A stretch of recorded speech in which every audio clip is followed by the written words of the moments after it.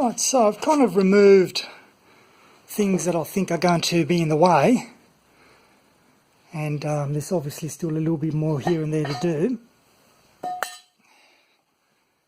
but pretty much I think we should be able to start looking at moving it across. So there's that big earth lead there, which I need to make sure nothing happens to that. I might actually take this off and drain it, just so that when I turn it over it doesn't wash back up and out. So I'll do that.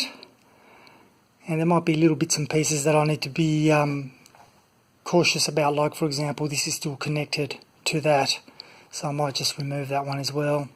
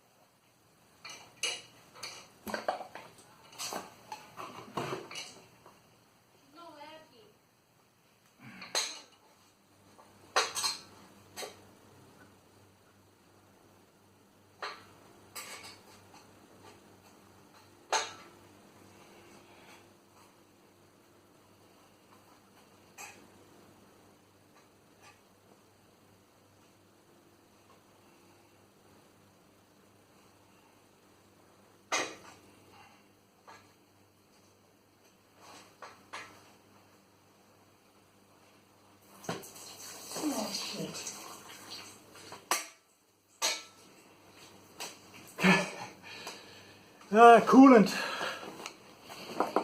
Oops. Kind of forgot that there might be coolant in there. Oh well, never mind. I probably should have pulled the bung on the side of the block. Right, let's continue on. Well, looking at it from a positive perspective, at least I know that the previous owner of this motor actually used the correct coolant in there and it wasn't just plain straight water, so that's good to know. It also gives us another good look at the other end.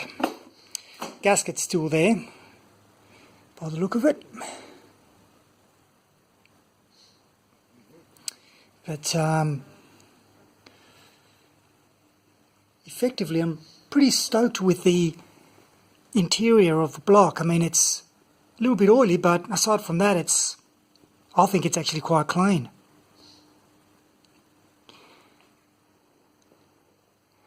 So you can see here it's the 3 bearing block. Later ones come out with a 5 bearing. So it all looks pretty good. Let me have a bit of light on.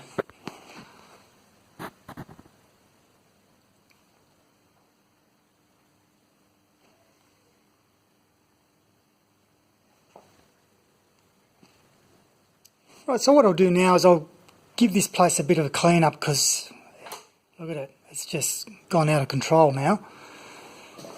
And I'll focus on then next cleaning up, as I said, the carbon deposits on the edges here, and see what kind of wear we're looking at. I mean, there's a piece here that, I know you can't see it, but there's a piece here that has, oh, here we go.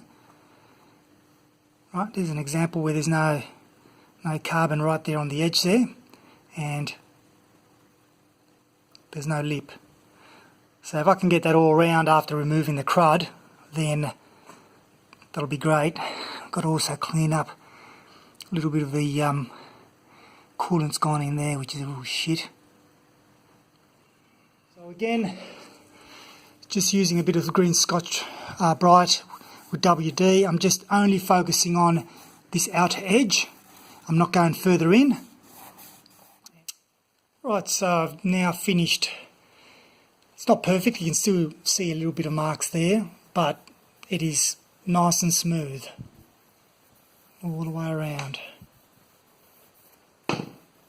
Beautiful. Can't hardly even, yeah. So it's been I think this engine's been looked after. I've got a funny feeling either that or it's not had many kilometres. In the meantime, I'm going to start dressing up the head a bit, including cleaning out the threads using my homemade thread chaser, and just making sure that all in all it's looking pretty good. It's the beauty about having a copper gasket though, you don't have that mess like you do with composite gaskets. Now, one thing I'm going to say here is, and I've reiterated this many times in my videos in the past, I'm not a qualified mechanic.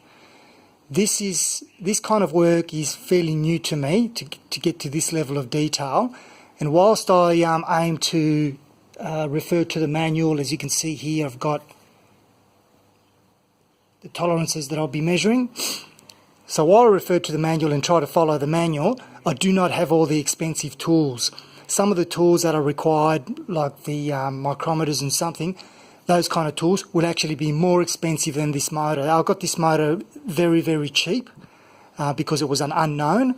And so it's one of those things where this motor not only is going to be used on the Rover, of course, but it's also a bit of a learning curve for me. So don't expect the level of expertise to come across in this video that you would in other videos, because it simply isn't there. So I'll try to do my best. I will be making mistakes, no doubt about it.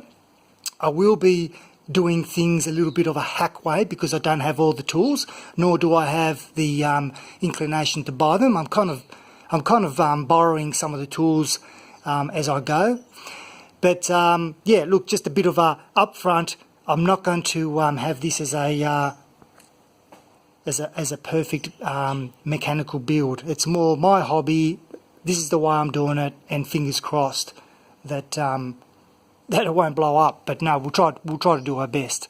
So now what I'll do is measure in between the rod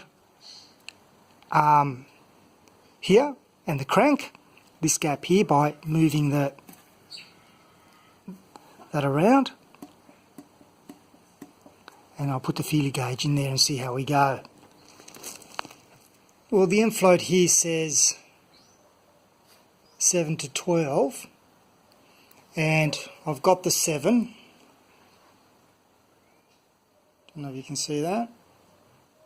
Anyway, and this is, when I moved it, obviously can't do it with one hand now, but when I measured it, it's a nice firm fit on both sides. So I've measured both sides of the rod, and it's within the minimum spec. I was expecting it to be on the outer side of the spec. So this motor is very tight, very tight. It's actually quite good. Happy with that. One of the things I'm going to do now while I wait for my mate to arrive with the tools is to do a bit of thread cleaning. So what I've done in the past, I've had an old bolt cut, you can see there, and this allows me to insert it and for the gunk to come across. So to give you an example, what I'll do is I'll give it a bit of WD on there. So what I'll do here, for example, is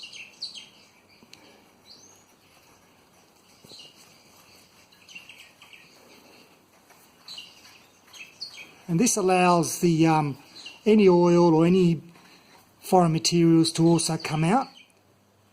Well, one of the things I needed to do, because there was so much crud in there, was I just basically used a degreaser inside the holes first, and wow, there was a lot of crap coming out of there. These ones in particular, these three, had for some reason quite a lot of grit in there. So it goes to show you how you've got to be really careful and make sure you actually clean these threads out. Right, so I've finished doing all of these, and they now all screw in beautifully right to the very end. No resistance at all. and there was a bit of crud coming out of these threads. So there you go, all the way home. Now, funny thing is here, see, almost caught me out. I was wondering what was going on. This thread down here, when I thread that in, I can only go 3/4 of the way, or just over 3/4 of the way there, and I was thinking that perhaps there was a lot of crud stuck in there, but on closer inspection you can see how there's a thread, there you go, the end of the bolt that obviously comes from the timing housing or the water pump, one of the two by the look of it. So because it's sitting in there, I'll see if I can get a right close-up shot. There you go. It's stopping the travel of the bolt. So all the others look pretty good, all clear, no issues there. So we're pretty much all done there. The only thing I've got left to do obviously is blow the holes out, make sure there's no liquid in there by the time I go for the build. But aside from that, it's all good.